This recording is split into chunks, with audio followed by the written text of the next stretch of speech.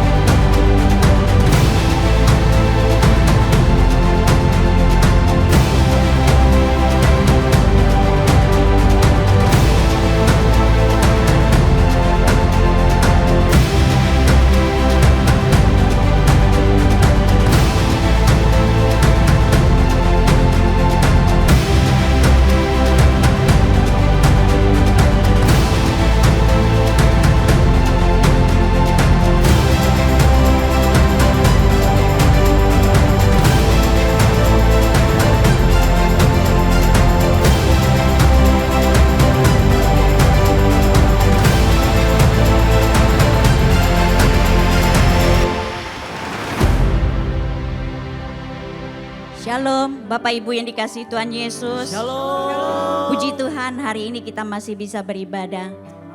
Mari Bapak Ibu dengan kerendahan hati, kami mengundang untuk Bapak Ibu bangkit diri, bersama-sama kita akan berdoa. Bapa kami yang di surga, segala puji, syukur dan kemuliaan kami naikkan hanya kepadamu ya Tuhan Yesus. Kami mengucap syukur Tuhan buat pemeliharaan dan perlindungan-Mu dalam kehidupan kami. Hari demi hari kami dapat menjalani hidup ini. Semua itu karena anugerah dan kekuatan yang datangnya daripada Engkau ya Tuhan. Saat ini Tuhan kami mau berdoa buat bangsa kami Indonesia. Tuhan biarlah Engkau menganugerahkan keamanan bagi bangsa kami. Di mana Tuhan akhir-akhir ini Indonesia mengalami krisis keamanan. Tuhan kami mohon Tuhan, biarlah Engkau yang berjaga-jaga dan berdiri seperti tembok berapi bagi bangsa kami, bagi umat-Mu, bagi gereja-gereja-Mu ya Tuhan. Dan kami berdoa terhadap melemahnya Tuhan nilai tukar mata uang rupiah. Tuhan kami tetap percaya bahwa Allah pegang kendali. Kami percaya Tuhan akan menolong dan menopang Tuhan perekonomian bangsa kami. Indonesia tidak akan tergeletak, tapi kami percaya Indonesia akan bangkit di dalam nama Tuhan Yesus. Terima kasih Tuhan, Bapak Presiden kami Prabowo dan wakilnya Bapak Gibran, beserta dengan aparat pemerintahannya. Tuhan biarlah Engkau yang menuntun dan mengarahkan mereka, agar setiap keputusan maupun kebijakan-kebijakan yang mereka buat, semuanya itu berfokus untuk kepentingan rakyat dan kemajuan bangsa kami ini. Tuhan kami juga mau berdoa buat Gembala Sidang kami Pak Niko dan Gembala CK7 terkasih kami Pak Dr. Yanto. Tuhan Engkau mengaruniakan kesehatan. tubuh jasmani yang sehat, yang kuat kepada kedua hamba-Mu. Hikmat, marifat, dan pengurapan Allah yang senantiasa menyertai pelayanan dan pengembalaan kedua hamba-Mu. Kemanapun mereka pergi, Tuhan, tanda-tanda heran-Mu menyertai mereka. Dan kami percaya keluarga besar hamba-Mu aman di dalam perlindungan Tuhan. Kami juga berdoa Tuhan buat generasi Yeremia. Tuhan, Engkau membangkitkan generasi Yeremia, anak-anak muda yang hidup takut akan Tuhan. Biarlah Tuhan Engkau menjumpai mereka. Mereka dipenuhi oleh kasih mula-mula. Mereka menjadi pengikut Kristus yang setia. Kami berdoa Tuhan memberkati sekolah kuliah mereka. Kepintaran, kecerdasan Tuhan anugerahkan. Pekerjaan mereka Tuhan buat berhasil. Keluarga mereka dilindungi oleh Tuhan. Terima kasih Tuhan. Kami percaya Engkau sudah menjawab setiap doa-doa kami. Di dalam nama Tuhan Yesus. Haleluya. Amin. Amin. Puji nama Tuhan. Shalom GBI BRJ. Ada sukacita surga di rumah Tuhan hari ini. Amin. Yes, amin. Kita mau belajar lagu ini bersama ya. Haleluya. Bless the Lord, oh my soul. Sing His praise again and again. Come on, bless the Lord, oh my soul. Sing His praise again and again. Be magnified, be glorified, be lifted high over the earth. Come on, bless the Lord, oh my soul. Sing His praise again. You've given me so many reasons. I've got to praise again. 'Cause I've got joy, joy of the Lord. Giving me strength, filling me over again. I've got joy, joy of the Lord. Now I can see everything you've done for me. I've got joy. Mari kasih tepuk tangan yang meriah buat Tuhan kita. Silakan haleluya. Come on, give me your best. Be magnified, be magnified, be glorified, be lifted high over it all. I'm gonna bless the Lord, oh my soul, sing His praise again. Yeah, you've given me so many reasons. I've gotta praise again. 'Cause I've got joy, joy of the Lord, giving me strength, healing me over again. I've got joy, joy of the Lord. Now I can see everything you've done for me. I've got joy. Kasih tepuk tangan yang meriah buat Tuhan kita. Kalau kita percaya hari ini hari yang dijadikan Tuhan, amin. Mari sama-sama katakan dengan saya, come on. This is the day that the Lord has made. Say, this is the day that the Lord has made. I will rejoice and be glad in it. I will rejoice. Sama-sama ya. Let's go. This is the day that the Lord has made. I will rejoice and be glad in it. Yeah, this is the day that the Lord has made. I will rejoice and be glad in it. Mari kasih sorak-sorak yang meriah buat Tuhan kita. Haleluya. Mari sama-sama kita nyatakan. Let's go. 'Cause I've got joy, joy of the Lord, giving me strength, filling me over again. I've got joy, joy of the Lord. Now I can see everything. Kita balik lagi, come on. Let's go. This is the day that the Lord has made. Come on. This is the day that the Lord has made. I will rejoice and be glad in it. I will rejoice and be glad in it. This is the day that the Lord has made. This is the day that the Lord has made. I will rejoice.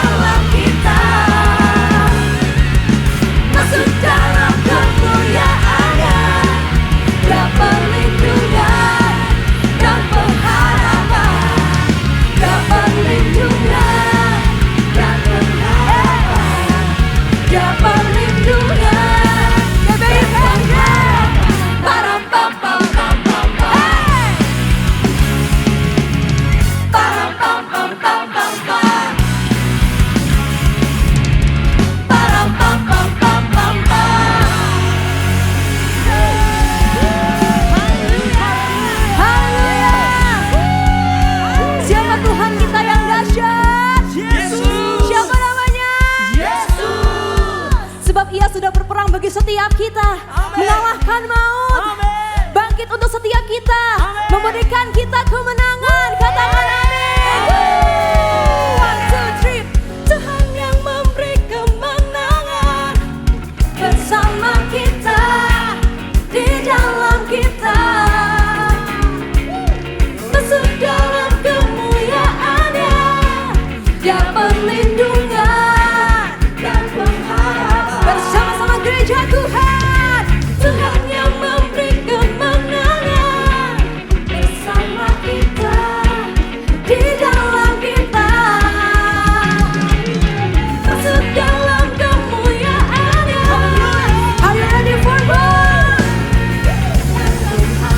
1, 2, 3. Tuhan yang memberi kemenangan bersama kita, di dalam kita, masuk dalam kemuliaan-Nya, Dia perlindungan dan pengharapan, Dia perlindungan dan pengharapan, Dia perlindungan. Semua para pam pam pam pam pam, para pam pam pam pam pam, para pam pam pam pam pam. Haleluya.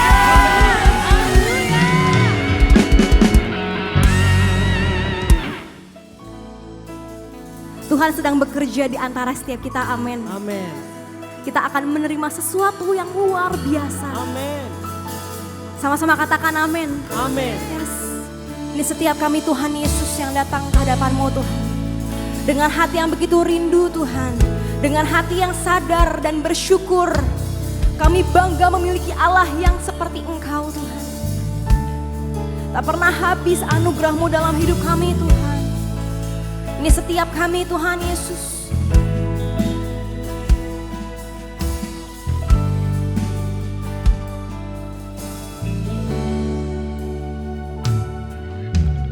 Anugerah-Mu kepadaku tak pernah berubah.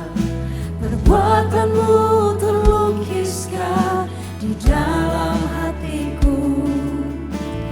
Tercengangku dibuat-Mu bukan upah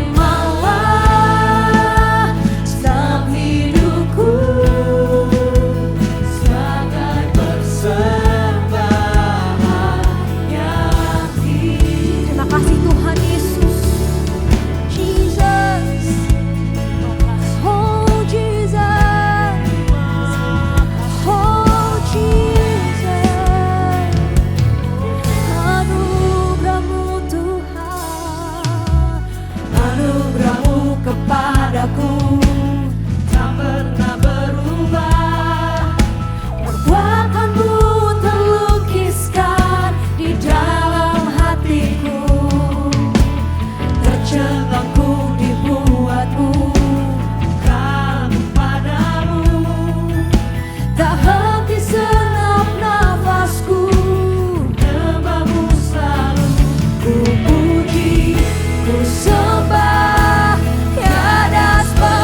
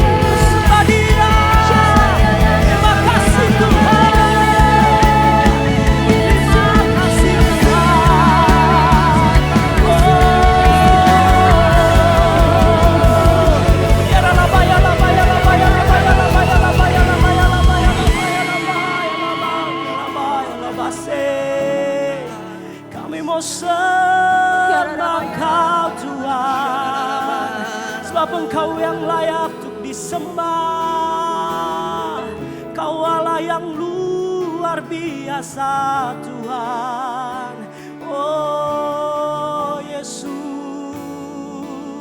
oh terima kasih Tuhan untuk kasih setiamu. Terima kasih Tuhan untuk kebaikanmu melimpah penuhi setiap kami. Terima kasih Tuhan.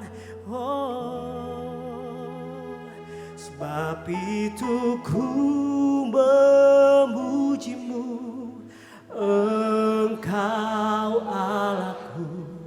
Mulutku kan selalu pujimu dan angkat tangan sembahmu, tinggikan namamu, Yesus, kemuliaan bagimu. Mari angkat suaramu saudara. Kami memujimu Tuhan. Seumur hidup kami mau memujimu Yesus. Apapun yang terjadi dalam hidup kami Tuhan, kami mau selalu mengangkat tangan kami. Kami mau tinggikan namamu Yesus. Terima kasih Tuhan. Mari sekali lagi. Bab itu ku memujimu, Engkau Allahku. Mulutku kan selalu pujimu dan angkat tangan sembahmu, tinggikan namamu, Yesus, kemuliaan bagimu. Sebab itu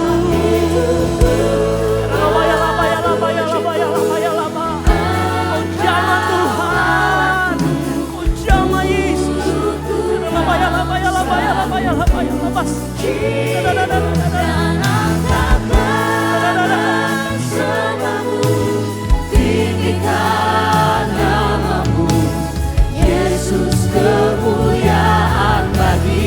kita lebih lagi nyatakan, sebab itu ku memuji Kau Allah kami, mulut kami Tuhan,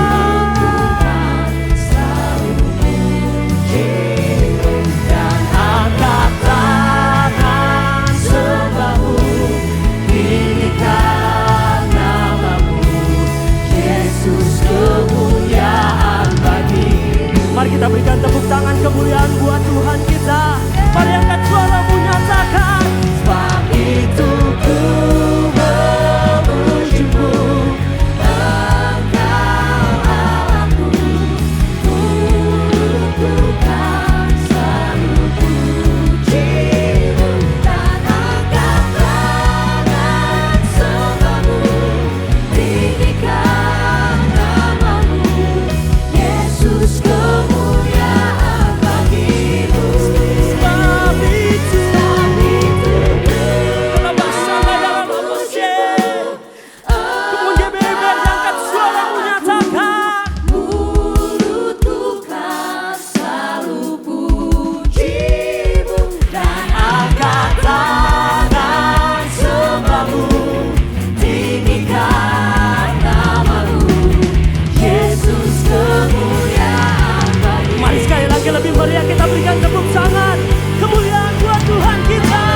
Nyatakan, sebab itu ku memuji-Mu, Engkau Allahku, mulutku kan selalu puji-Mu, dan angkat tangan sembahmu, tinggikan namamu, Yesus kemuliaan bagimu. Sebab itu ku memuji-Mu, Engkau Allahku, mulutku kan selalu puji-Mu, dan angkat tangan sembahmu, tinggikan namamu, Yesus kemuliaan bagimu,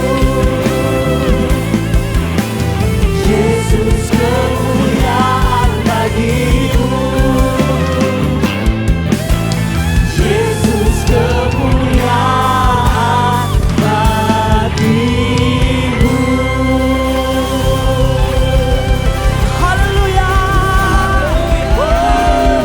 haleluya. Shalom, senang sekali berjumpa dengan saudara semua hari ini ya. Kalau kita masih diberikan kesempatan untuk masuk ke dalam hadirat Tuhan, itu karena Tuhan baik.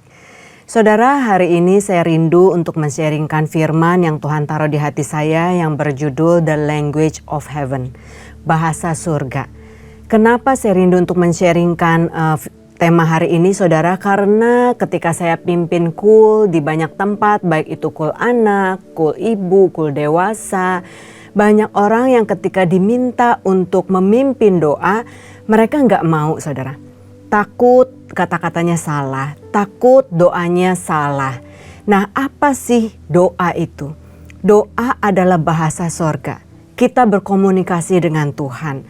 Tapi seringkali karena kita nggak tahu cara berdoa, kita berdoa doa Bapa kami. Nggak salah saudara. Karena doa Bapa kami itu adalah doa yang diajarkan oleh Tuhan Yesus sendiri.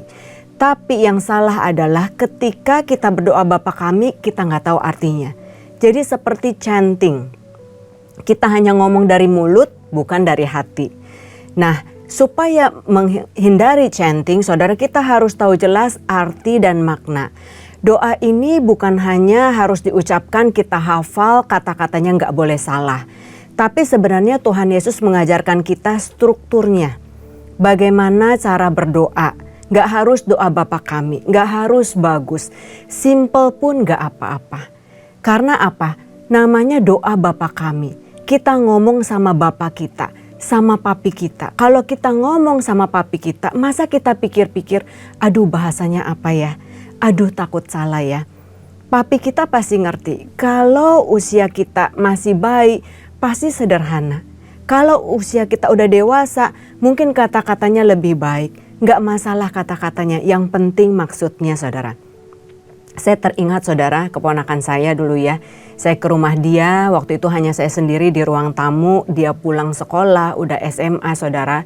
Dan dia diajarkan manner, sopan santun.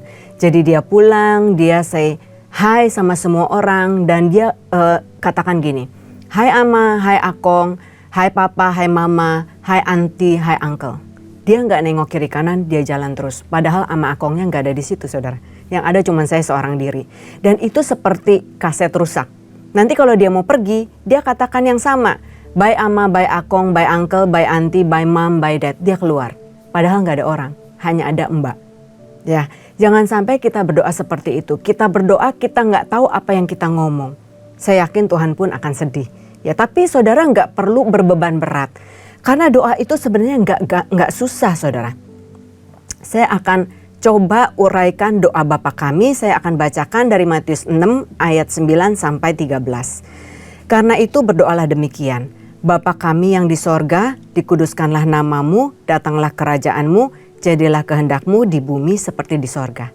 Berikanlah kami pada hari ini makanan kami yang secukupnya, dan ampunilah kami akan kesalahan kami seperti kami juga mengampuni orang yang bersalah kepada kami.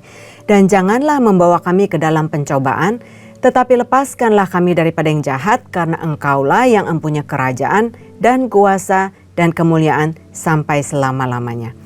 Karena jikalau kamu mengampuni kesalahan orang, Bapamu yang di sorga akan mengampuni kamu juga. Tetapi jikalau kamu tidak mengampuni orang, Bapamu juga tidak akan mengampuni kesalahanmu.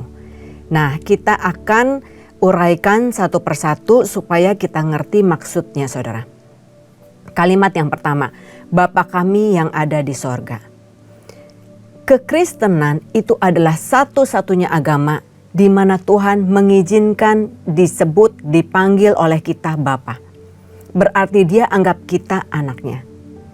Nah, doa itu kan komunikasi. Kalau komunikasi pasti dua arah. Seringkali kita komunikasi satu arah karena kita nggak bisa dengar suara Tuhan. Saudara bayangin, adakah anak yang gak bisa dengar suara bapaknya? Gak ada. Karena dari kita kecil, dari kita lahir, bapak kita ada di samping kita dan bapak kita ngobrol sama kita. Saya cukup yakin kalau bapak saudara, ayah saudara, papa saudara telepon, gak perlu dia jelasin, halo ini papa. Pasti kita udah tahu itu papa kita. Dari cara dia sebut kita, intonasinya, itu kita pasti kenal. Nah, kenapa kita nggak bisa mendengar suara Tuhan? Saudara pikirkan ya, ada begitu banyak orang yang bisa mendengar suara iblis. Hampir semua orang bisa dengar suara iblis. Suara iblis itu apa? Suara yang mengkondem kita. Ah, kamu nggak berharga. Nggak ada yang sayang sama kamu. Kamu nggak usah berdoa, kamu berdosa. Tuhan pun nggak akan ampuni dosa kamu. Kadang-kadang ada orang yang kepikiran untuk mau bunuh diri. Itu dari mana? Itu pasti suara iblis, saudara. Berarti semua orang bisa dengar suara iblis. Suara iblis adalah suara roh. Adanya di spiritual realm, di alam roh. Dan di alam yang sama itu ada suara Allah. Suara Bapak kita. Kenapa kita nggak bisa dengar? Karena kita nggak terbiasa. Kita nggak tahu cara dia ngomong seperti apa. Karena apa? Mungkin kita nggak sering baca Alkitab. Alkitab dibacain oleh pengkhotbah, pendeta. Sehingga kita nggak tahu cara Bapak kita ngomong. Hari ini kita akan belajar sama-sama ya saudara ya. Dimulai dengan apa? Kalau kita mau dengar suara Tuhan, dimulai dengan baca firman Tuhan secara teratur. Saya udah baca dari kulit ke kulit, gak cukup. 1 kali, 2 kali, 3 kali, terus diulang. Nanti lama-lama saudara akan kenal sifat Bapak kita. Cara dia ngomong itu penuh kasih, penuh pengharapan. Kadang-kadang dia mengajar kita, kadang-kadang dia menghajar kita. Tapi tujuannya selalu baik. Nanti saudara akan tahu, kalau dia berbicara melalui impresi, Roh Kudus membisikkan rahasia kerajaan Allah, pesan-pesan Tuhan. Kalau itu bertentangan dengan firman Tuhan, itu pasti bukan dari Tuhan. Mungkin itu dari iblis, tapi iblis selalu mencuri, menghancurkan, dan ingin merebut apa milik kita. Itu iblis. Mungkin itu suara hati kita, keinginan kita. Nanti saudara pelan-pelan akan bisa bedakan. Dan ketika saudara bisa membedakan, nanti Tuhan bisa berbicara kepada kita melalui media yang lain. Mungkin suara yang audible, mungkin penglihatan, mungkin apalagi mimpi saudara. Ya, pelan-pelan saudara akan makin lama makin peka. Bagaimana caranya? Nah, Matius 6 ayat 6 mengatakan, tetapi jika engkau berdoa, masuklah ke dalam kamarmu, tutuplah pintu, dan berdoalah kepada Bapamu yang ada di tempat tersembunyi. Maka Bapamu yang melihat yang tersembunyi akan membalasnya kepadamu. Kenapa harus di dalam kamar pintunya ditutup? Karena seringkali suara dunia terlalu bising. Sedangkan Roh Kudus itu lembut, dia itu teratur, dia itu Bapa yang baik. Tutup pintu ketika saudara berbicara kemudian saudara berhenti. Izinkan Tuhan yang berbicara. Terserah caranya Tuhan. Ya, latih kepekaan. Kok nggak kedengeran? Besok mulai lagi. Besok mulai lagi. Ya. Lalu apa lagi? Yohanes 10 ayat 3-4. Tuhan nggak hanya bilang dia itu Bapa. Dia bilang dia itu gembala dan kita adalah domba. Dikatakan di ayatnya ke-3-4, domba-domba mendengarkan suaranya. Ia memanggil domba-dombanya masing-masing menurut namanya, menuntunnya keluar. Jika semua dombanya telah dibawa keluar, ia berjalan di depan mereka dan domba-domba itu mengikuti dia karena mereka mengenal suaranya. Sekali lagi, domba pasti mengenal suara gembalanya. Seperti video berikut ini, saudara saksikan.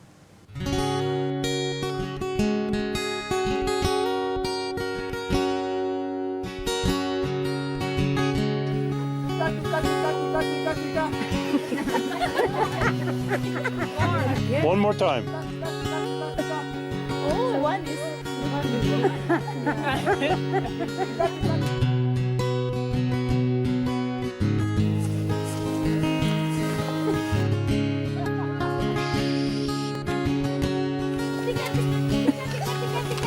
Louder. Tika, tika, tika, tika. Tika, tika, tika, tika. Tika, tika.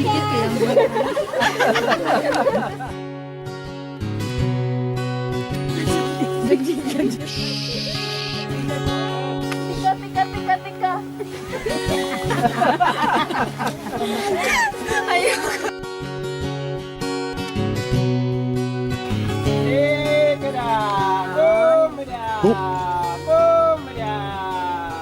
Look at them, look at them. Isn't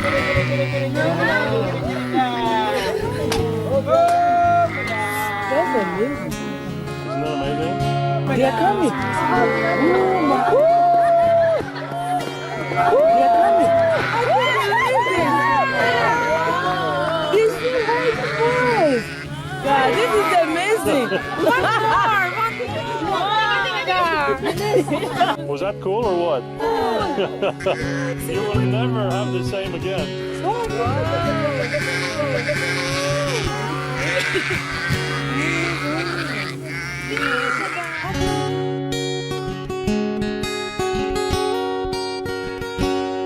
Nah, kalau ada gembala yang lain yang menyamar sebagai gembala domba-domba itu pasti tahu.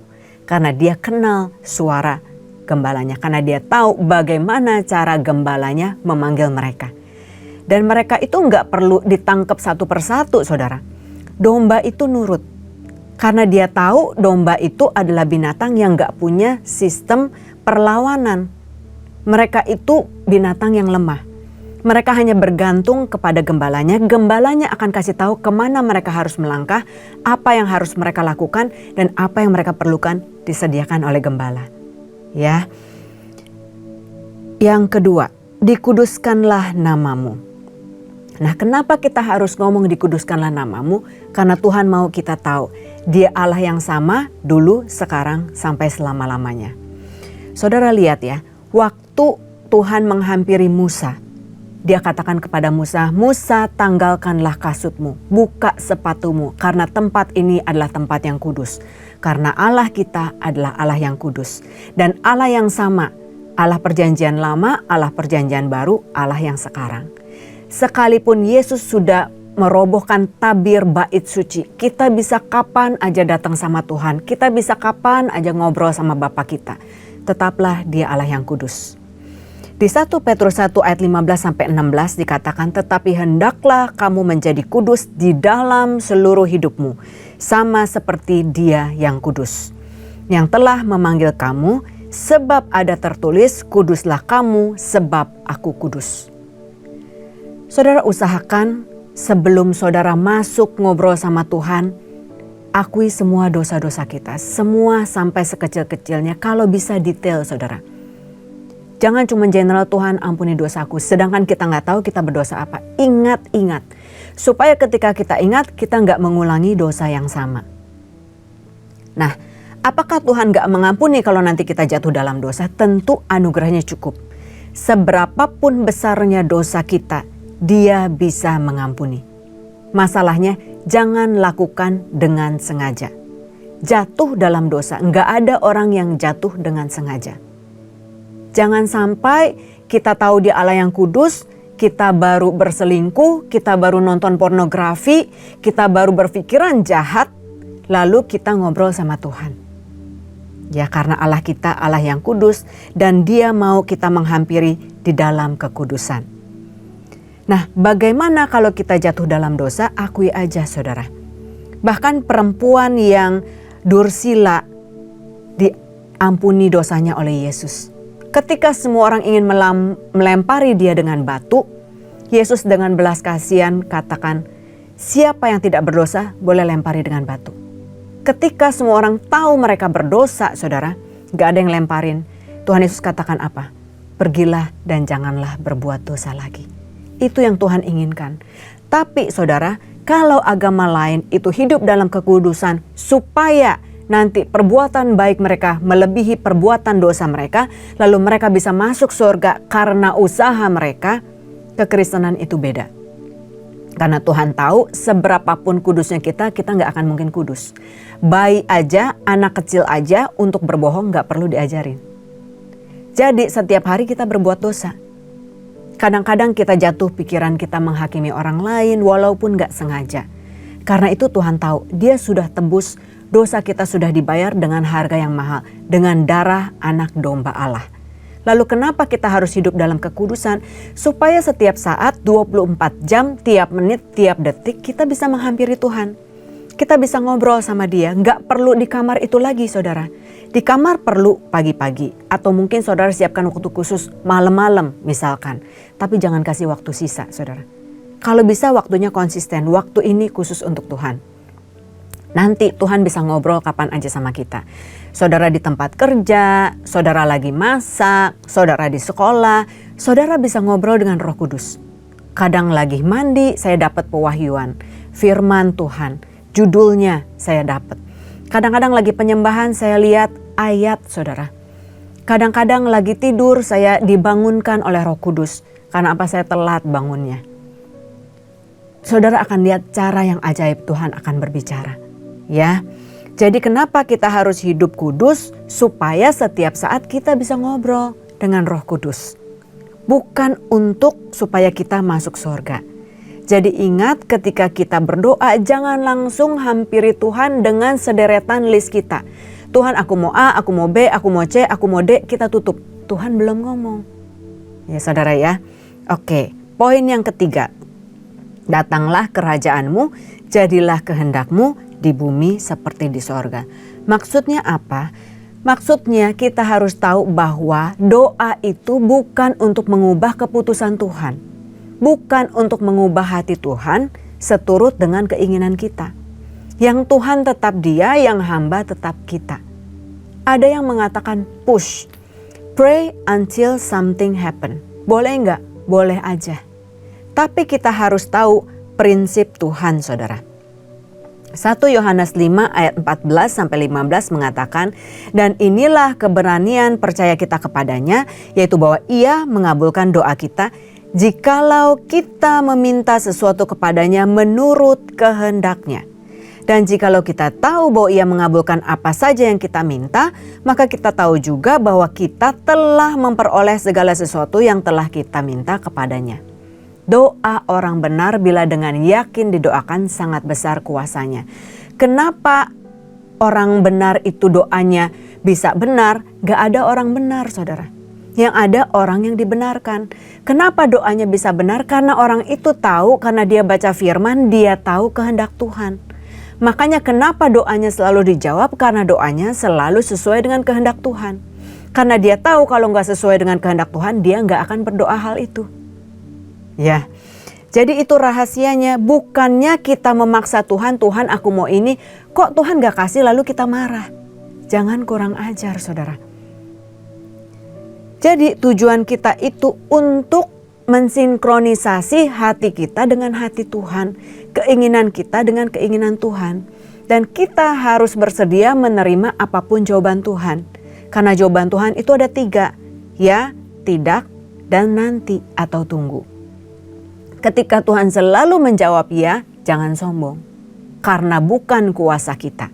Ketika kita mendoakan orang, mereka selalu sembuh, berarti Tuhan pakai kita. Bukan karena kita hebat, karena dia hebat. Karena kita tahu kehendak Tuhan, dia bisa pakai pikiran kita, hati kita, mulut kita, bahkan tangan kita untuk mengalirkan kuasa Roh Kudus. Karena Roh Kudus tinggal di dalam hati kita.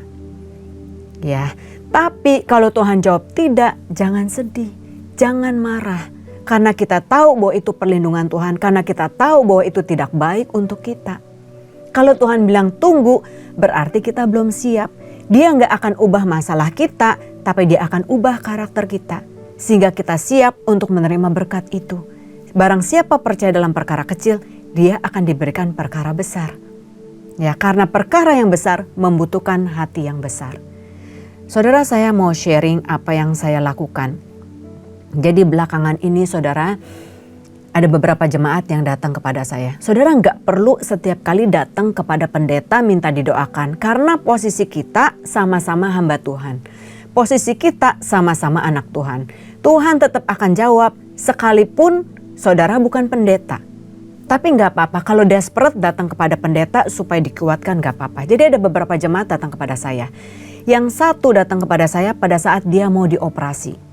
Dia single mom, anaknya 2, nggak ada suami, dan nggak ada mamanya, papanya sudah Alzheimer. Jadi di dalam ketakutannya, takut nanti operasinya gagal, dia hampiri saya minta tolong didoakan. Saya datang ke rumah sakit, saya doakan saudara.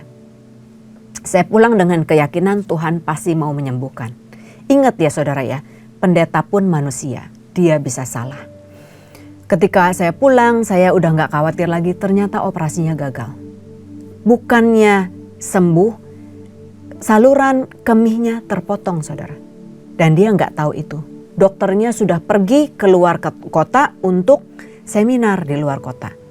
Jadi susternya gak tahu, dia bilang gak apa-apa, itu umum.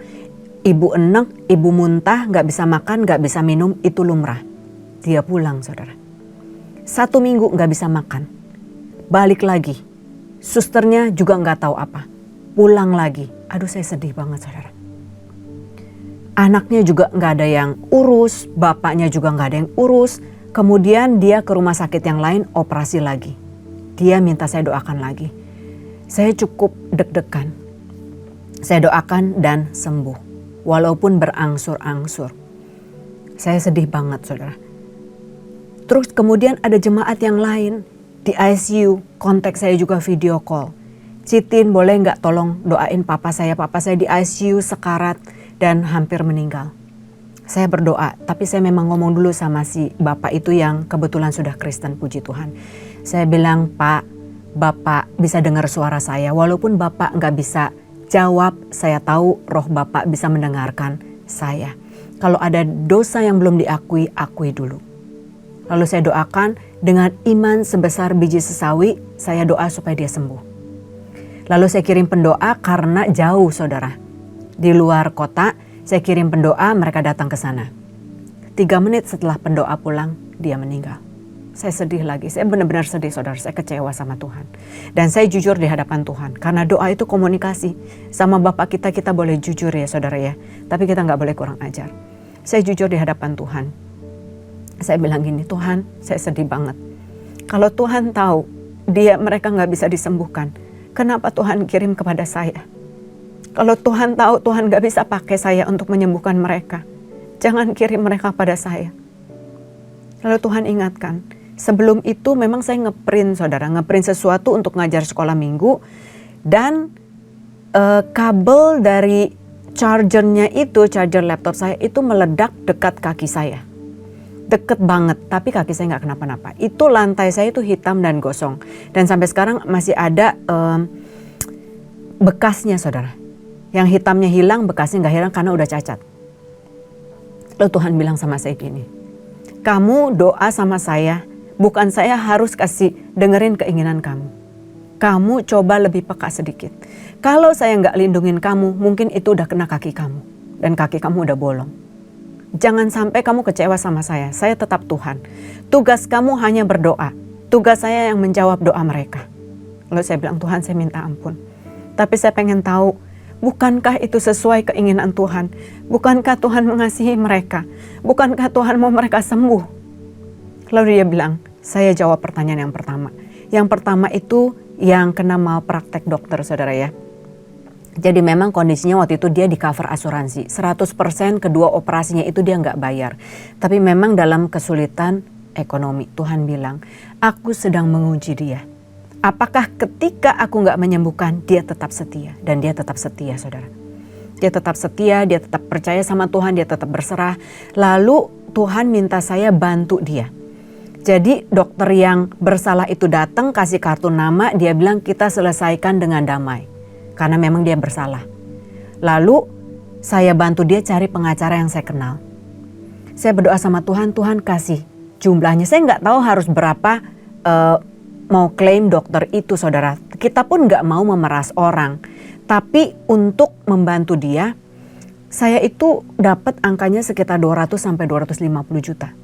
Dan itu yang goal saudara. Walaupun potong kedua pengacara dapatnya mungkin hampir separuh, tetap itu berkat yang Tuhan berikan. Karena cara Tuhan memberkati kita itu beda-beda. Walaupun sepertinya kok Tuhan kejam banget. Tapi belakangan ini dia mengucap syukur sama saya. Dagangannya laku. Tuhan kirimkan pembeli demi pembeli karena dia setia saudara. Yang kedua, bapak yang di ICU itu. Saya tanya sama Tuhan, Tuhan kenapa Tuhan gak sembuhin? Anaknya itu udah nangis-nangis, anaknya begitu sayang sama bapaknya. Dia bilang begini, Tin, yang sayang sama bapak itu bukan hanya anaknya, saya pun sayang sama bapak itu. Waktunya sudah habis. Karena kalau kita tua, pasti tubuh kita menua. Pasti ada organ-organ yang sudah tidak berfungsi sebagaimana mestinya. Boleh gak saya ambil anak saya? Sedangkan harganya saya yang tebus. Saya udah bayar dengan darah saya yang mahal. Salahkah kalau saya ambil kembali dia? Lalu saya bilang, Tuhan ampuni saya, Tuhan gak salah. Bagaimana dengan anaknya? Tuhan jawab saya, kamu gak tahu kondisi anaknya. Sanggup gak dia merawat bapak itu? Ini untuk kebaikan mereka berdua. Dan benar anaknya WhatsApp saya, dia bilang, Ci thank you ya. Walaupun papa gak sembuh, papa ada bersama dengan Tuhan.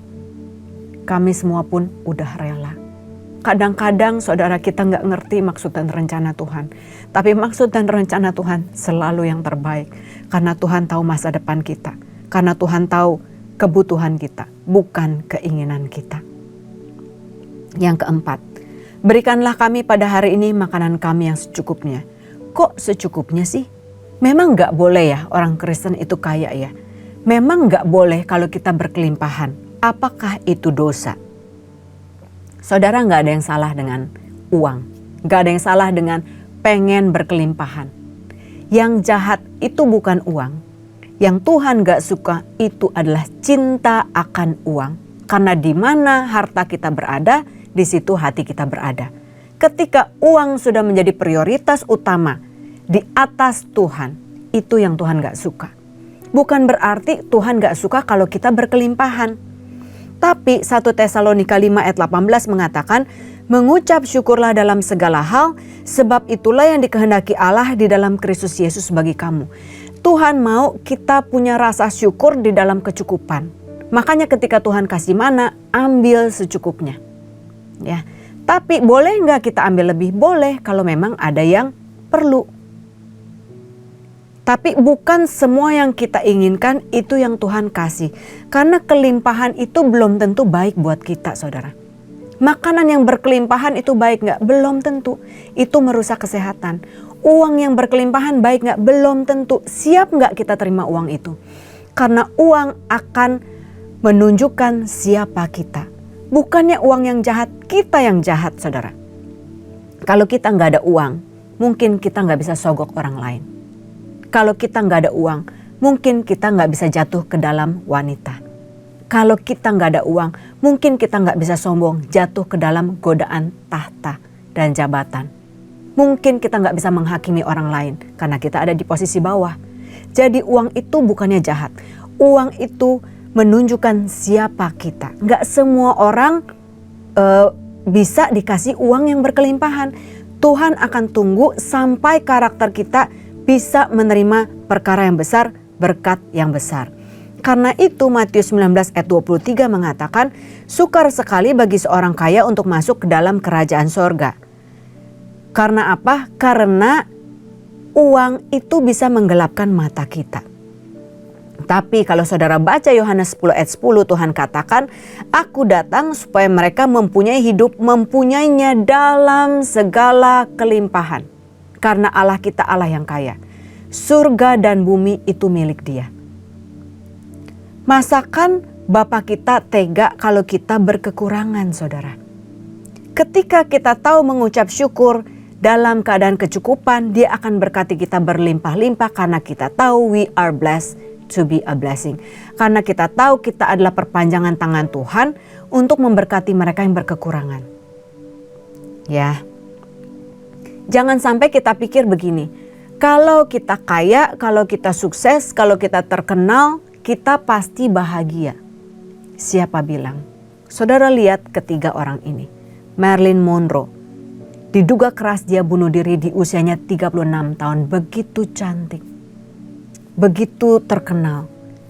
Robin Williams umur 63 tahun.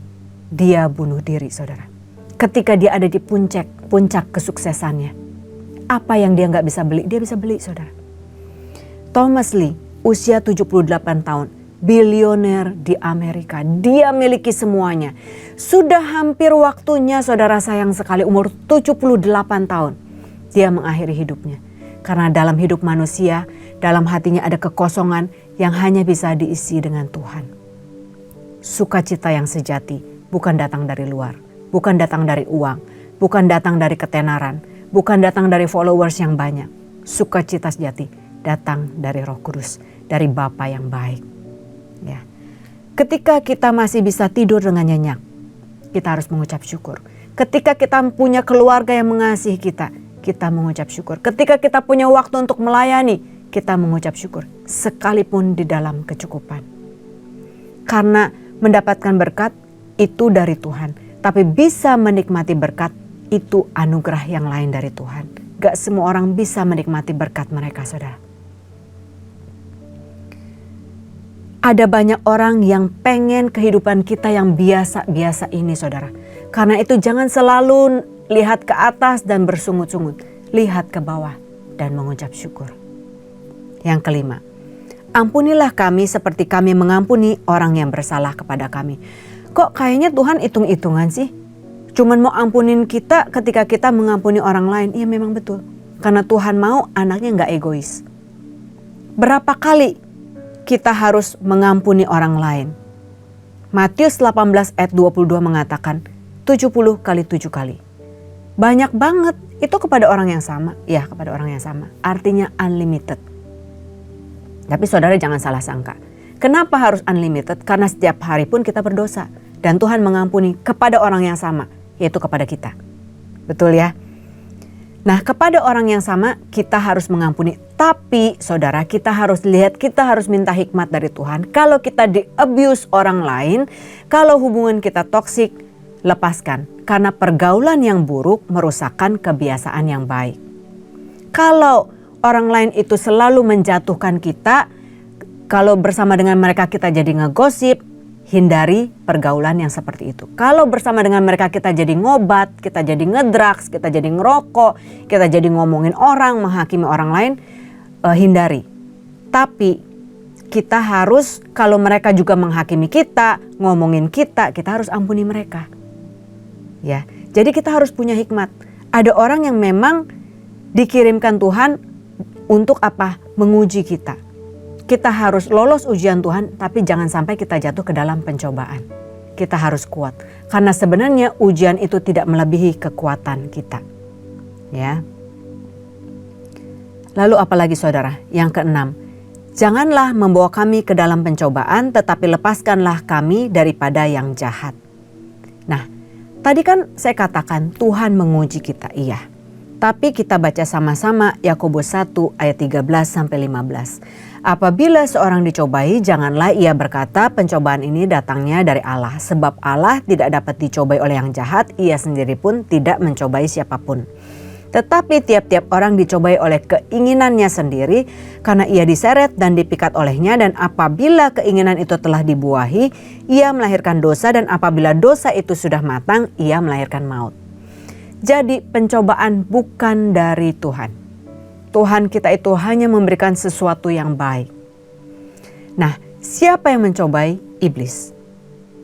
Iblis selalu ingin berusaha merebut berkat Tuhan dari kita.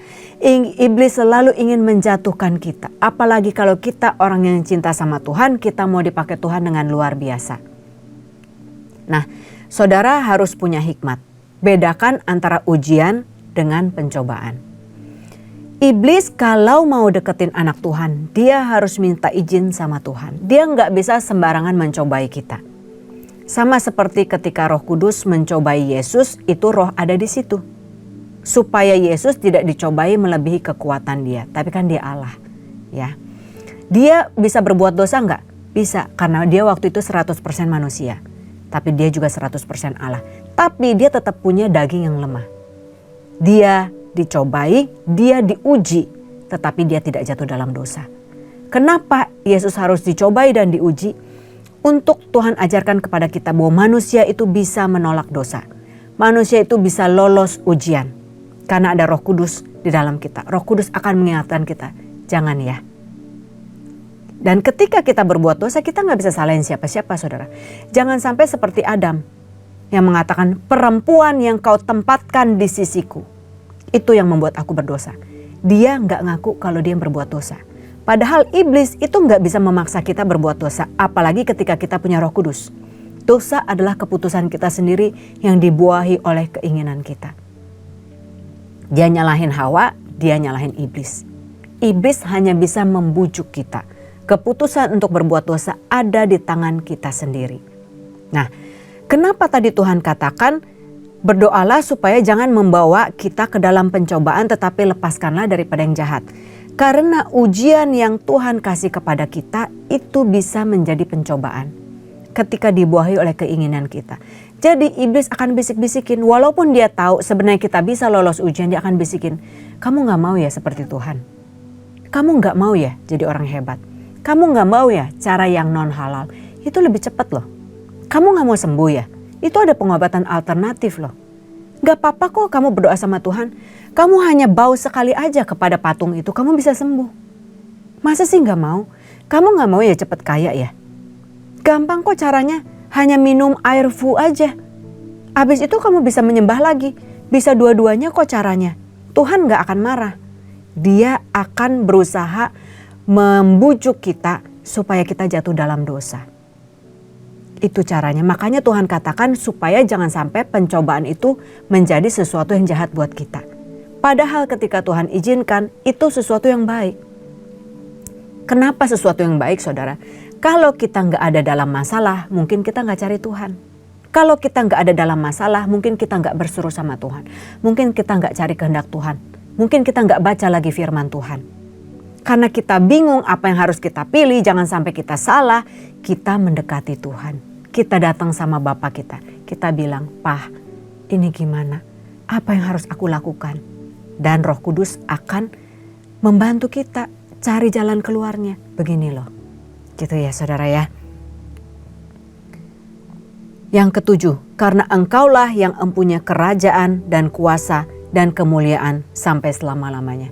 Nah saudara, sebenarnya di NIV kalimat ini gak ada. Karena memang tidak ada di dalam kitab Matiusnya. Kalimat ini ditambahkan karena ada di gulungan-gulungan kitab yang lainnya. Tapi itu tidak mengubah arti dari doa Bapa kami. Ditambahkan penutup saudara. Untuk apa? Untuk mengembalikan segala pujian, hormat, dan kemuliaan kepada Allah. Jadi kita masuk dengan sopan, kita panggil dia Bapa, kita tahu dia Allah yang kudus, kita tahu bahwa doa kita itu untuk sesuai dengan keinginan Tuhan, untuk enggak memaksa dia, lalu kita sampaikan permintaan kita, lalu kita tutup. Ya, oke. Nah, saya akan merekap apa yang kita pelajari hari ini. Doa Bapa kami itu strukturnya kita harus tahu, tapi kita nggak melulu setiap hari harus doa Bapa kami. Tapi ketika kita doa Bapa kami, kita tahu artinya apa. Yang pertama, kita datang sama dia, kita akui dia Bapa kita. Bapa yang baik, yang tahu kebutuhan kita, Bapa yang sayang sama kita, Bapa yang dekat sama kita, Bapa yang hanya sejauh doa. Bahkan ketika kita nangis, kita nggak tahu harus berbuat apa, kita nggak bisa ngomong, saudara, Roh Kudus akan membantu kita untuk berdoa. Jadi saudara nggak perlu takut, kata-katanya nggak perlu bertele-tele, nggak perlu panjang, boleh jujur sama Tuhan. Kalau saudara lagi marah, kalau belum bisa mengampuni, jujur aja sama Tuhan. Nanti saudara minta bantu kekuatan dan hikmat dari Tuhan. Ya. Yang kedua, dikuduskanlah namamu, kita hampiri dia dalam kekudusan.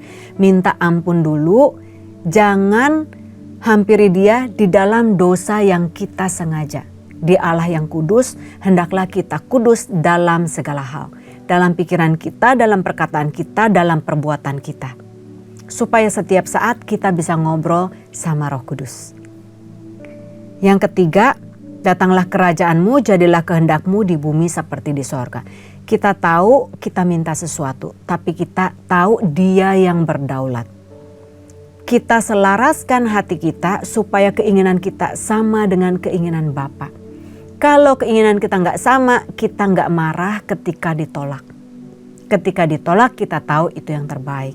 Ketika belum diberi kita tahu waktu Tuhan adalah yang terbaik. Ketika Tuhan jawab, jangan sombong. Bukan kita yang hebat, dia yang hebat. Ya. Yang keempat, berikanlah kami pada hari ini makanan kami yang secukupnya. Minta sesuai dengan kebutuhan. Boleh enggak kayak boleh-boleh aja. Kalau kita udah selevel itu. Tuhan akan kirim orang supaya berkat kita yang berkelimpahan disalurkan kepada orang lain. Supaya kita menjadi partner kerajaan Allah, duta besar kerajaan Allah, memberikan love and hope, pengharapan dan kasih, bukan hanya dengan doa, bukan hanya dengan kata-kata, dengan perbuatan kita dan dengan hidup kita. Orang lain gak bisa lihat Tuhan, orang lain bisa lihat kita. Jangan sampai kita jadi batu sandungan, kita pelit, kita bilang kita mengasihi mereka, tapi mereka gak bisa melihat kasih Tuhan melalui hidup kita. Yang kelima, ampunilah kami akan kesalahan kami seperti kami juga mengampuni orang yang bersalah kepada kami. Ketika kita nggak rela mengampuni orang lain, kita minta ampun sama Tuhan, Tuhan nggak mau mengampuni. Karena kita adalah orang yang paling egois di dunia. Ampuni mereka. Kalau mereka toksik nggak perlu dideketin lagi. Tapi harus ampuni setulus-tulusnya. Berkati mereka dan jangan mengutuk. Jangan balas kejahatan dengan kejahatan. Apa bedanya kita dengan dunia? Balas kejahatan dengan kebaikan. Supaya mereka bisa buka hati, terima Tuhan Yesus dan nanti ketemu sama-sama kita di sorga. Ya, berapa kali mengampuni? Sebanyak-banyaknya. Kalau orang yang menyakiti hati kita adalah keluarga kita, saudara, tentu gak boleh kita jauhin. Tuhan taruh kita di sisi kita supaya kita menjadi tiang penolong dan tiang pendoa. Supaya mereka bisa bertobat. Supaya mereka tahu masih ada mujizat buat hidup mereka. Gak ada orang yang bisa mengubah hati kecuali Tuhan. Kita yang menjadi perantara antara mereka dengan Tuhan. Yang keenam, janganlah membawa kami ke dalam pencobaan, tetapi lepaskanlah kami daripada yang jahat. Kita harus minta hikmat agar ujian yang Tuhan izinkan terjadi dalam hidup kita gak menjadi pencobaan yang menjatuhkan kita, tetapi menjadi ujian yang membuat kita naik level, kita tahu siapa kita tahu siapa Allah kita. Allah yang berkuasa memberikan mujizat, Allah yang mendengar doa, Allah yang tidak tuli karena dialah yang menciptakan telinga. Gitu ya saudara ya. Jadi saudara jangan takut lagi ketika diminta pimpin doa, pimpin aja. Ada berkat khusus untuk mereka yang rela menjadi imam-imam Tuhan. Kita tutup dalam doa. Bapa, hamba-Mu telah selesai menyampaikan firman-Mu Tuhan. Hamba-Mu yakin dan percaya anak-anak-Mu lebih kenal sama Bapa, lebih gak takut lagi ngomong sama Bapa. Dan hamba-Mu berdoa Tuhan bukakan mata rohani mereka supaya mereka melihat bukan hanya dengan mata jasmani. Ketika mereka tidak melihat pintu yang dibuka, mereka beriman bahwa apapun jawaban Tuhan itu yang terbaik. Mereka bisa punya sukacita segala hal meskipun dalam masalah, karena kami tahu masalah yang Tuhan izinkan terjadi tidak melebihi kekuatan kami. Karena kami tahu ketika kami naik level Tuhan, Tuhan akan berikan berkat dan perkara yang besar. Tugas kami adalah setia dalam perkara yang kecil. Buka telinga rohani mereka Tuhan, sehingga mereka bisa mendengarkan bisikan-Mu, sehingga mereka bisa tahu rahasia kerajaan surga. Biarlah berikan mereka hikmat untuk hidup terus di dalam kekudusan, sehingga setiap saat mereka bisa ngobrol sama Roh Kudus, mereka bisa dengar-dengaran, mereka akan naik level dan naik level. Tuhan akan berkati mereka berlimpah-limpah karena mereka tahu mengucap syukur dalam segala hal, sehingga berkat yang berlebih mereka akan salurkan kepada yang berkekurangan. Kami akan menjadi duta besar kerajaan surga, dan kami yakin ketika kami percaya seisi keluarga kami diselamatkan. Kami yakin ketika kami menjadi duta besar kerajaan surga, bukan hanya kami yang diberkati, anak cucu kami pun diberkati oleh Tuhan. Terima kasih Bapa, di dalam satu nama Tuhan Yesus Kristus kami telah berdoa dan mengucap syukur. Dan semua yang percaya katakan amin. Terima kasih, Tuhan Yesus memberkati. Kita akan masuk dalam perjamuan kudus. Kita akan mengingat ayat ini. Sebab setiap kali kamu makan roti ini dan minum cawan ini, kamu memberitakan kematian Tuhan sampai Ia datang. Perjamuan kudus adalah perjamuan Tuhan Yesus sendiri. Setiap kali kita masuk dalam perjamuan kudus, Tuhan Yesus selalu berkata, biarlah ini menjadi peringatan akan daku. Karena itu mari, arahkan hati kita kepada kebaikan Tuhan. Tundukkan kepala, kita akan mengingat kebaikan Tuhan. Supaya lebih mengasihi Tuhan Yesus. Kita lebih mengasihi satu dengan lain. Ya Tuhan, terima kasih. Siapakah kami ini sebelum kami mengenal Engkau ya Aba? Kami semua orang berdosa. Upah dosa adalah maut, mati. Tapi Engkau yang tidak berdosa telah dijadikan dosa oleh karena kami. Engkau harus turun dari surga mulia. Mati ganti kami dengan penderitaan yang luar biasa. Sungguh kalau Engkau memikirkan Tuhan, betapa baiknya Engkau itu. Engkau jadikan kami sebagai anak-anak-Mu. Engkau tuntun, Engkau bela, Engkau lindungi, Engkau berkati kami. Engkau hajar juga kalau kami salah Tuhan. Itu Engkau ya Aba. Itu Engkau. Bapa terima kasih. Tuhan akan memberkati kita melalui perjamuan kudus. Tapi Tuhan mau kita makan dan minum dengan cara yang benar. Karena itu masing-masing berdoa. Lihat keadaan diri masing-masing. Introspeksi. Kalau ada hal-hal yang Tuhan ingatkan untuk diselesaikan saat ini, langsung minta ampun. Ampuni saya. Ampuni. Ampuni Tuhan. Ampuni. Aku melihat anak-anak yang minta ampun padamu ya Tuhan.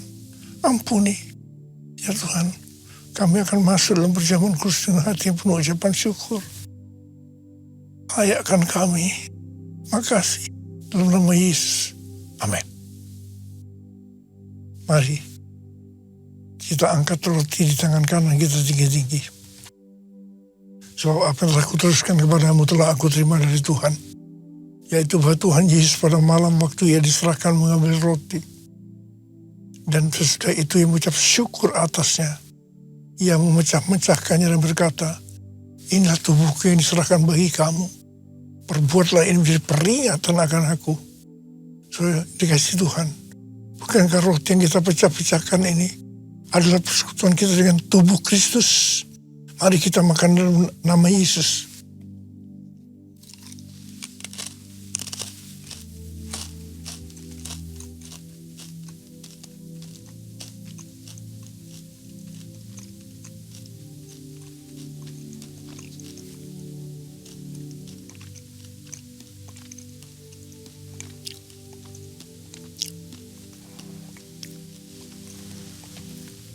Angkat cawan di tangan kanan kita tinggi-tinggi. Demikian juga Ia mengambil cawan sesudah makan lalu berkata, Cawan ini adalah perjanjian baru yang dimutrakan oleh darahku. Perbuatlah ini. Setiap kali kamu meminumnya, menjadi peringatan akan aku.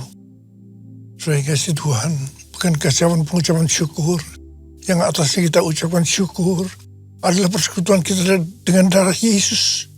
Mari kita minum dalam nama Yesus.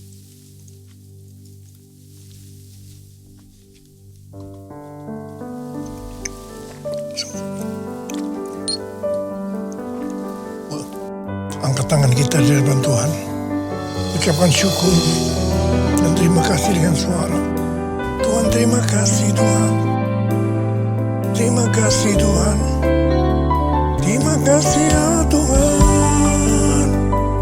Tuhan terima kasih. Tuhan terima kasih. Bapak terima kasih. Saat ini kau sedang menyembuhkan yang sakit. Kau sedang membebaskan yang terikat. Menghibur yang susah. Menguatkan yang lemah. Memberikan pengharapan yang baru. Bagi yang datang dengan putus pengharapan. Tuhan terima kasih. Tuhan terima kasih. Tuhan terima kasih. Terima kasih Yesusku. Terima kasih Yesusku. Puji syukur hanya bagi Tuhanku.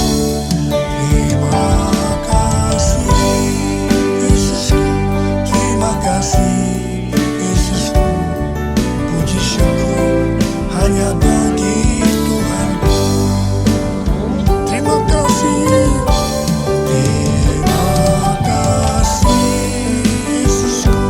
Terima kasih Yesusku. Puji syukur hanya bagi Tuhanku. Terima kasih Yesusku. Terima kasih Yesusku. Puji syukur hanya bagi Tuhanku.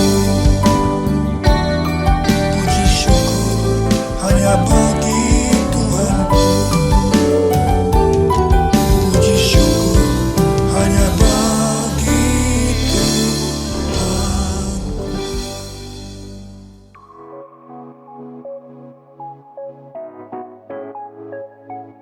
Shalom.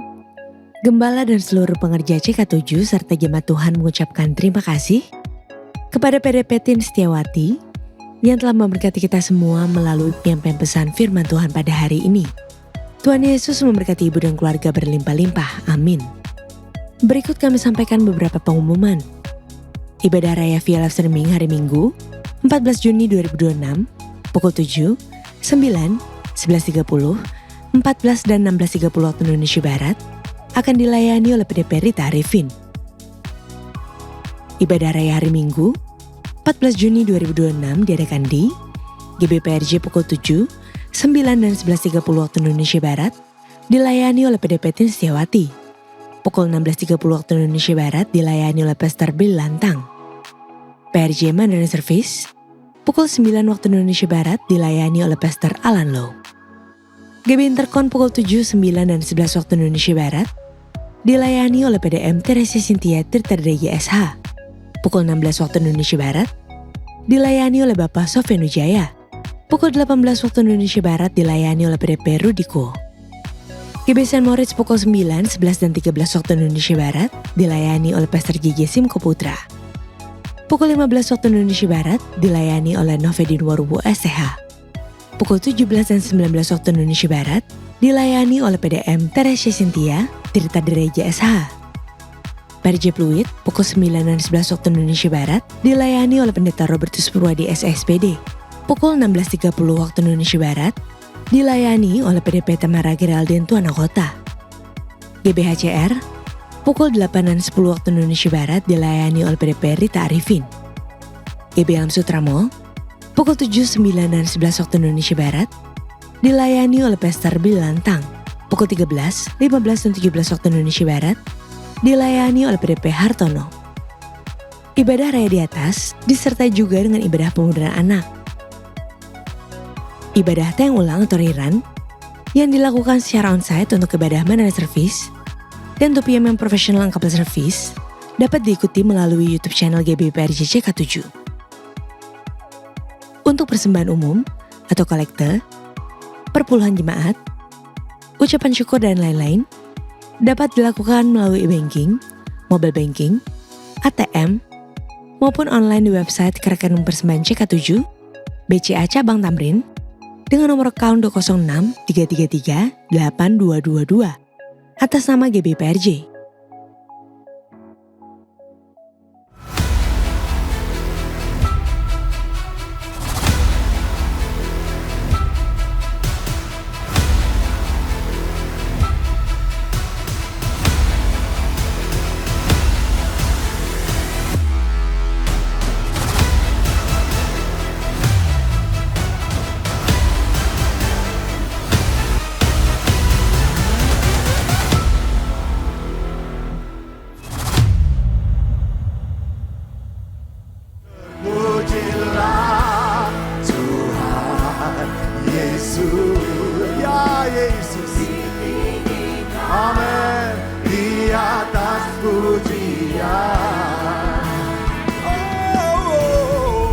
Cancer Ministry present In His Presence, Sabtu 20 Juni 2026, pukul 10.30 waktu Indonesia Barat, bersama Pastor Tilio Lopman.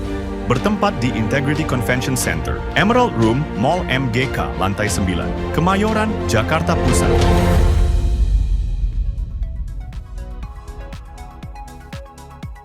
Berikut kami informasikan, pasangan dari Jemaat GBPRJ Grup CK7 yang akan melangsungkan pemberkatan nikah.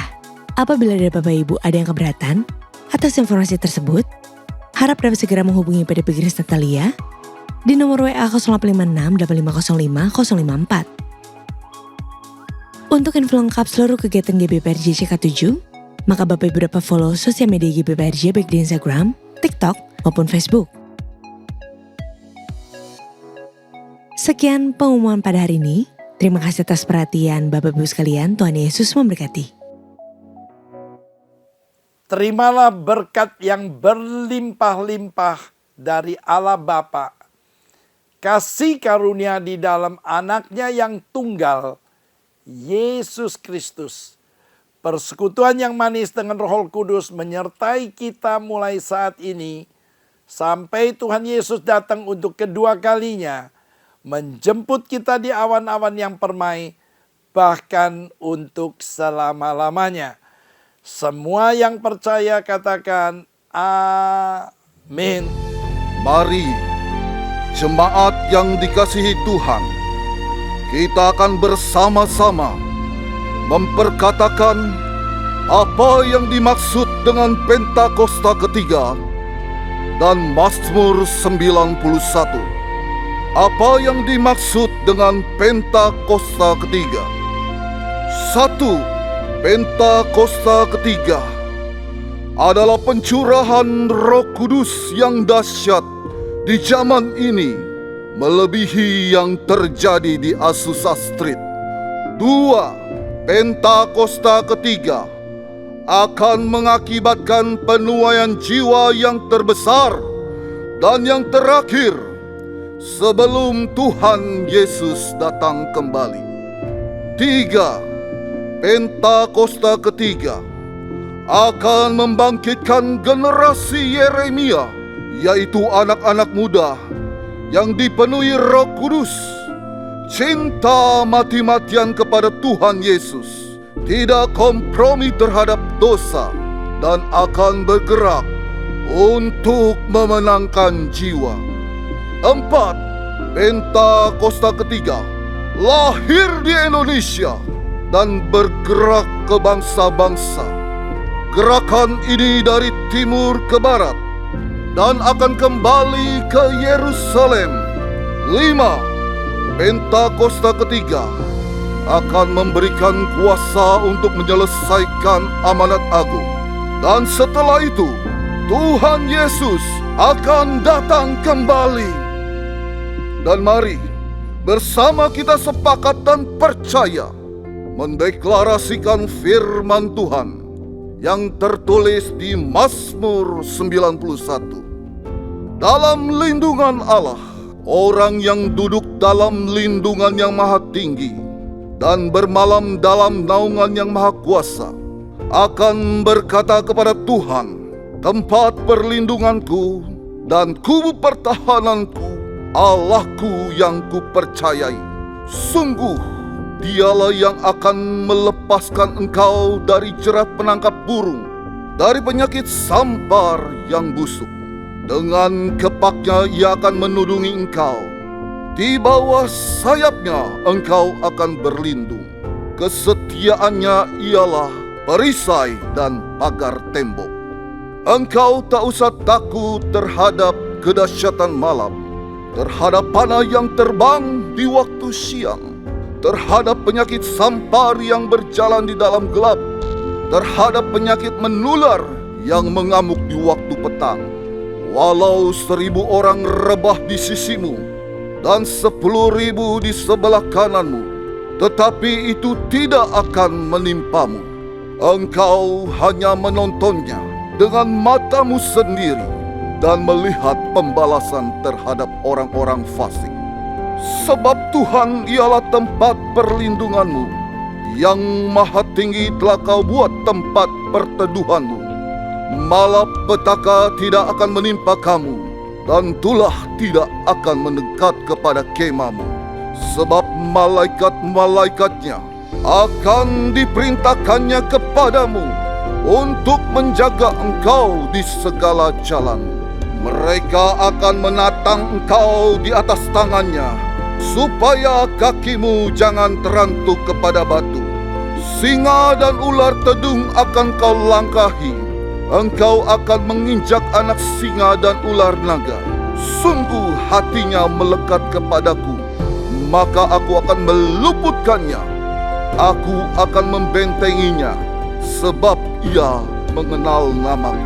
Bila ia berseru padaku, aku akan menjawab.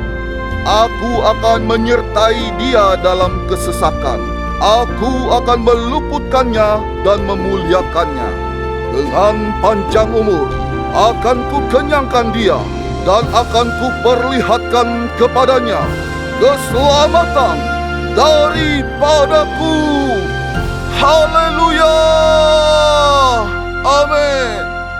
Shalom saudara, dalam edisi Voice of Pentecost kali ini, kita akan membahas mengenai kekuatan bukan ketakutan. Situasi dunia saat ini penuh dengan ketidakpastian. Mulai dari krisis ekonomi, tekanan sosial, perang dan konflik antar negara membuat banyak dari kita merasa takut, lelah, bingung, bahkan kehilangan harapan. Tapi ingat, segala sesuatu yang terjadi pasti atas izin Tuhan. Tuhan punya rencana bagi setiap orang yang berserah kepadanya, dan Ia tidak akan membiarkan umatnya binasa. Melalui setiap peristiwa, Tuhan sedang membentuk dan menguatkan kerohanian kita. Sebagai orang percaya, seharusnya kita mampu mengendalikan rasa takut, bukan malah dikuasai oleh ketakutan. Lalu, bagaimana caranya kita mengubah ketakutan menjadi kekuatan? Yang pertama, alihkan pandangan dari masalah kepada Tuhan. Matius 8 ayat 25-26 berkata, "Maka datanglah murid-muridnya membangunkan dia," katanya. "Tuhan, tolonglah, kita binasa." Ia berkata kepada mereka, "Mengapa kamu takut? Kamu yang kurang percaya." Lalu bangunlah Yesus menghardik angin dan danau itu, maka danau itu menjadi teduh sekali. Sebagian besar murid Yesus adalah nelayan yang sudah terbiasa menghadapi ombak dan badai. Namun saat itu, badai yang datang begitu besar sampai mereka takut akan binasa. Ini jadi pelajaran buat kita. Saat masalah datang, kita sering fokus pada besarnya badai sampai lupa kalau Tuhan jauh lebih besar dari masalah kita. Sebagai murid Yesus, kita belajar untuk tetap tenang dan percaya bahwa Tuhan memegang kendali. Bahkan Tuhan Yesus sendiri pernah merasa takut saat berdoa di Taman Getsemani. Namun di tengah ketakutan itu, ia tetap memandang kepada Bapa. Jadi yang terpenting bukan seberapa besar masalah yang datang, tapi seberapa besar Tuhan yang menyertai kita. Yang kedua, tetap dalam hadirat Tuhan. Dalam Markus 6 ayat 49-50 menceritakan suatu malam para murid sedang bersusah payah mendayung melawan angin sakal. Tiba-tiba mereka melihat Yesus berjalan di atas air Dan mereka pun menjadi sangat ketakutan karena mengira Yesus adalah hantu.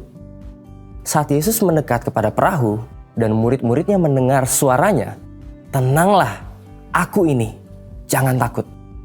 Maka badai reda dan ketakutan pun diusir.